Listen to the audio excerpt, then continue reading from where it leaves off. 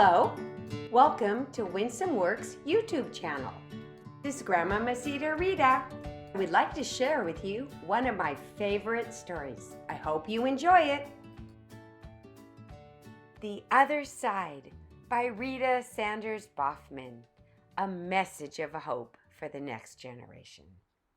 This is the story that the ladybug who lives outside my window told to me. Her friend, Mr. Butterfly, told it to her, and the mushroom keeper, who is very wise but only looks like a snail to most people, told it to him. It is a very special story because it is about some unique, tiny people called Winsomes, who most people can't even see, and the important lesson that these tiny people learned. I am only sharing it with you because I think that you will understand. Long, long ago, when Grandma Masita's garden was still new, there lived a race of tiny people who were no bigger than a rosebud.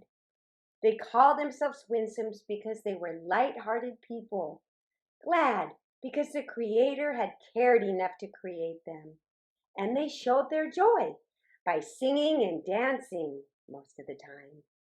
Yes, they were a loving people, and it was a happy place where they lived. But somewhere between the time of the garden's creation and now, a few changes had taken place in these tiny people and in their land. When or how it happened, nobody really knows for sure.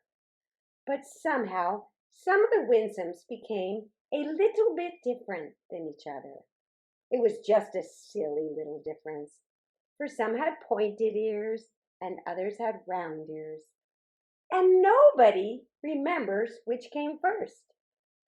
But these tiny people could not accept each other's differences, and they divided into two groups: the round-eared Winsomes and the pointed-eared Winsomes, and they separated from each other, never to speak again. Some of the insects of the meadow insist that it was their physical differences that divided the Winsomes, but the mushroom keeper told Mr. Butterfly, and Mr. Butterfly told Miss Ladybug, and she told me that it was really the lack of love in their hearts that did all of the damage. As it ended up, when Tisha was 8 years old, and our story is really about her, the pointed-eared Winsomes lived in beautiful villages on the far side of the great field of dandelions, while the rounded Winsomes lived on the other side, and they were very poor. Tisha was one of the pointed-eared people. She was very fortunate, and she had everything that a little child could want. But she often wondered what was on the other side of the great field of dandelions. Like the rest of the pointed-eared Winsomes, the only things that she knew about the round-eared Winsomes were based on rumors. And you know, rumors can never be trusted. Her little friend Malcolm told her that the round-eared Winsomes were poor because they were lazy and because the Creator did not love them as much as he loved the pointed-eared Winsomes. Tisha thought about this for a minute, and she thought this sounded very strange. But she was just a little kid, so she shrugged her tiny shoulders and she said, "Are you sure, Malcolm?" He replied, "I think I'm sure." So she never really knew, and she always felt curious about the truth. Now, one thing that was true about Tisha was that she was a kind, caring, and obedient little girl. She had many friends in her village, and her parents loved her very much. Yes, she was obedient, but she was also curious. And she allowed her curiosity to overcome her obedience. And then Tisha disobeyed her parents and forgot their rule about not wandering in the great field of dandelions. Maybe you can guess what happened next. Well, you're right. She got lost, and soon it was approaching darkness. What a frightened little girl she was, lost in the great field of dandelions, with no idea of which direction to go to find her home.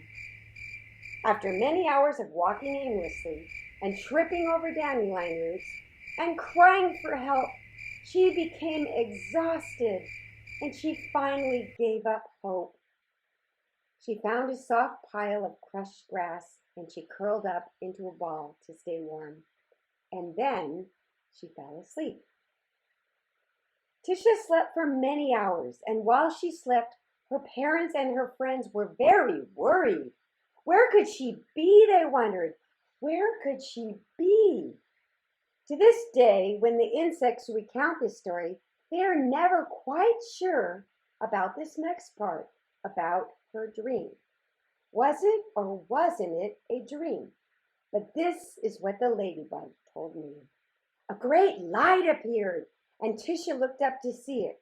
She listened to a soothing and a melodious voice. Tisha, it said, it's not true that I don't love the round-eared winsome as much as I love the pointed-eared winsome. I do love them. I want you to know this. They deserve food and water and shelter just as much as you do. It is true that I love you very much, Tisha, but I love them the same. And then it was over. Tisha woke up startled, and yet she felt a strange peace.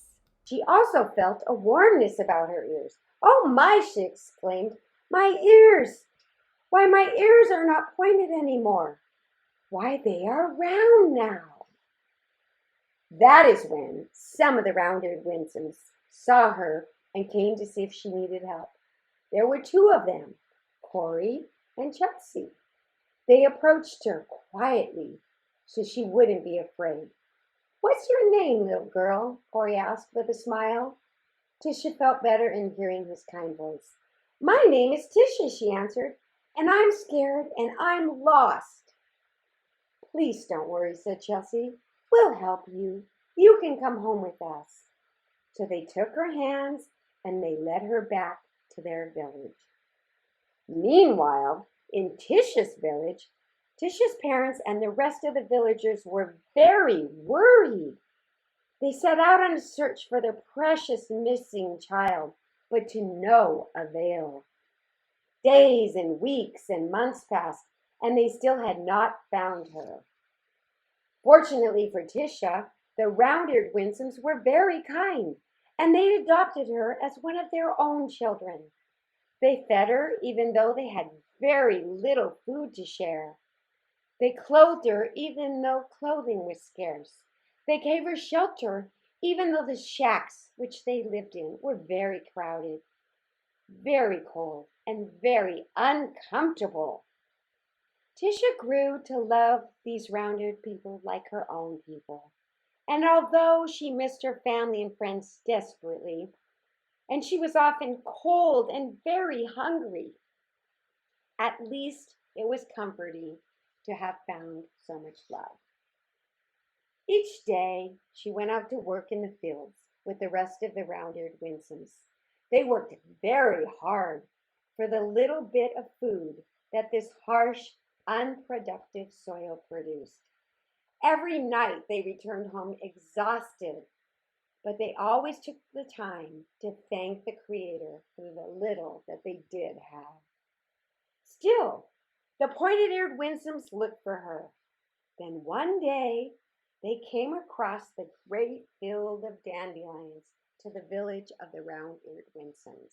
The pointed-eared winsomes must have felt so desperate to find her, because the mushroom keeper said that it was most unusual for the pointed-eared winsomes to cross to the other side. Have you seen a little pointed-eared girl? They asked some of the round-eared villagers.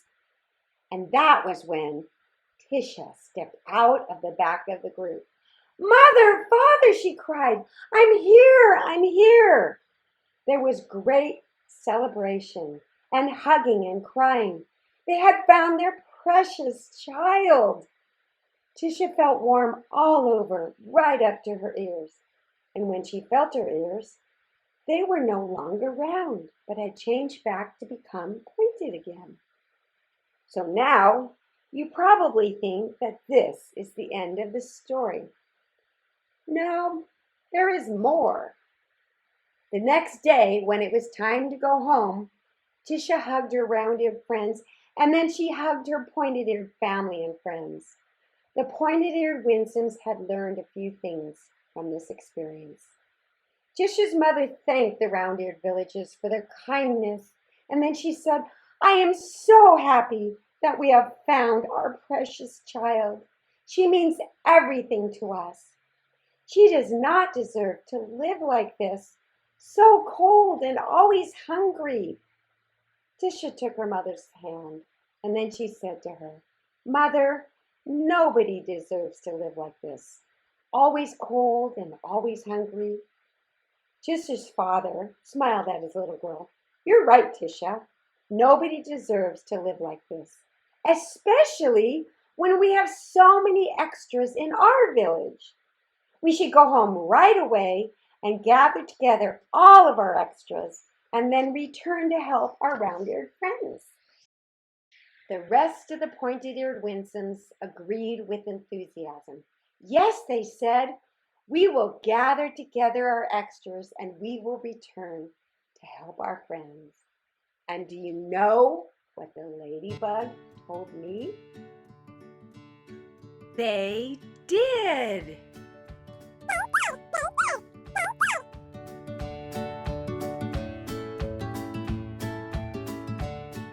Thanks for listening. I hope to see you again soon.